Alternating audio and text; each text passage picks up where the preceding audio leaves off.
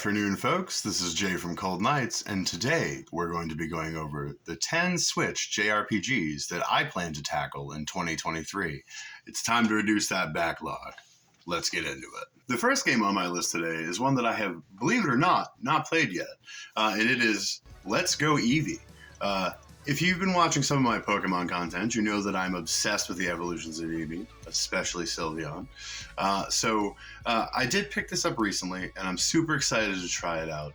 I know there's very different mechanics, and it's a lot like Pokemon Go, but I'm willing to try it because quite a few of my friends have said that there is some wonderful stuff to be had in this game.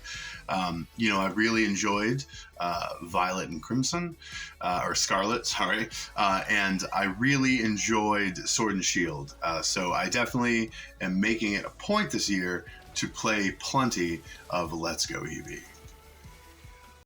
And of course, the next game on my list is none other than Sword and Shield. I am about 15 hours into it, and I'm really enjoying it.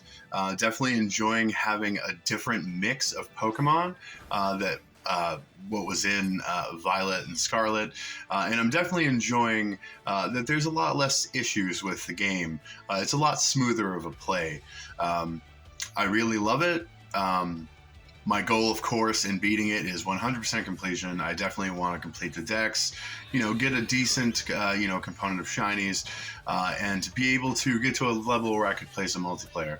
But I definitely do look forward to digging further into this and getting to know the different characters and trainers and getting all of them perfectly sculpted level 100s, and it's going to be fun. Next up on our list is Code of Princess EX. And yes, this is an OG copy, it's not from the reprint, but I definitely do look forward to playing this. I've had it for quite a while, and I've kind of been putting it off.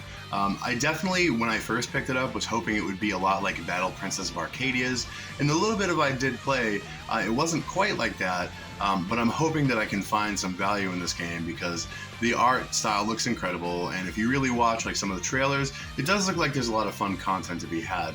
So even though my first impressions weren't great, I do look forward to giving this another try and hopefully having a good run with it. The next game on my list is Omori. I have played a few hours into this, and there's definitely some insane imagery, some pretty trippy stuff, and also some pretty horrific looking stuff. I will say that so far, it has been a game that I haven't been able to sit with for many hours at a time. I do feel like I have to quite often take breaks because I get a little fatigued with it, but it has so far been enthralling, and I'm very curious to see where the story goes. So I do plan to work through those little hitches we're hitting and try to get a good completion of this. I know it's not a super long game, but as always, I'm going to want to level everyone out and get all their skills maxed. So I'm really looking forward to giving this one some more attention in 2023. Next up on the list is Shining Resonance Refrain. This game looks beautiful. It's got a beautiful steelbook here.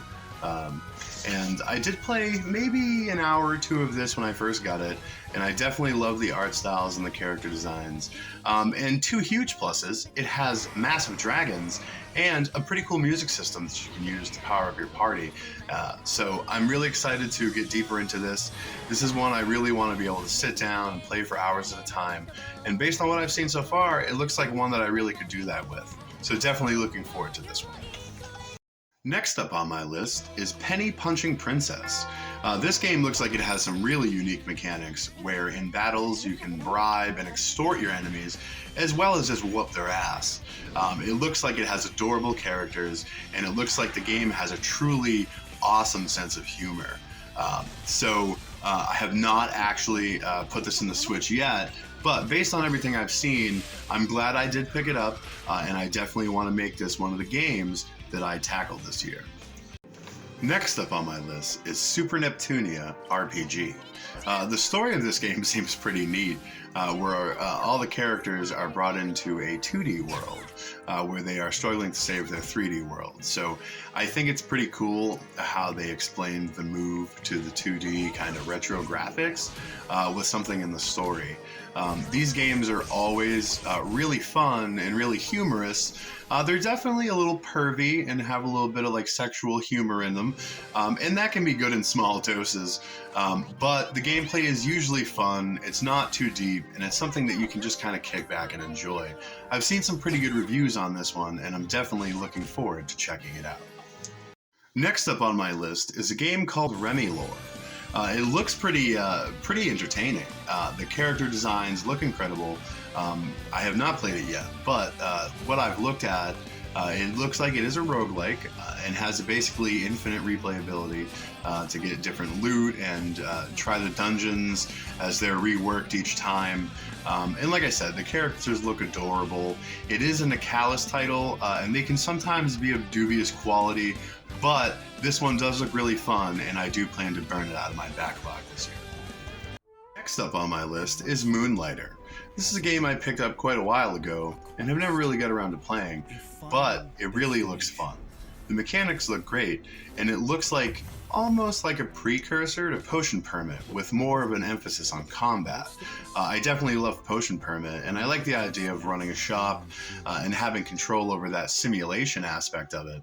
But the combat does look refreshing, and I'm really thinking that this is going to be a fun one to try out this year. And the last game on my list today is Duskolver. And this is a game I have seen so many incredible reviews on and so much information on. And in this busy, hectic world, I just haven't had a chance to visit it yet.